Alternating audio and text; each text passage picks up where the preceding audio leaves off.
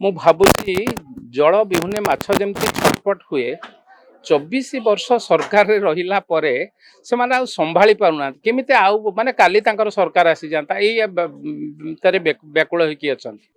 ସରକାରକୁ 100 ଦିନ ହେଇଛି। ମୁଁ ଭାବୁଛି ଜଳ ବିହୁନେ ମାଛ ଯେମିତି ଛଟପଟ ହୁଏ 24 ବର୍ଷ ସରକାରରେ ରହିଲା ପରେ ସେମାନେ ଆଉ ସମ୍ଭାଳି ପାରୁନାହାନ୍ତି କେମିତି ଆଉ ମାନେ କାଲି ତାଙ୍କର ସରକାର ଆସିଯାନ୍ତା ଏଇ ଭିତରେ ବ୍ୟାକୁଳ ହେଇକି ଅଛନ୍ତି। ଅପେକ୍ଷା କରନ୍ତୁ ଯଦି ଭାରତୀୟ ଜନତା ପାର୍ଟି ଯୋଉଠି ଯୋଉଠି ଭୁଲ କରିବ ସେଥିରେ ଆପଣ କଥା କହିବେ।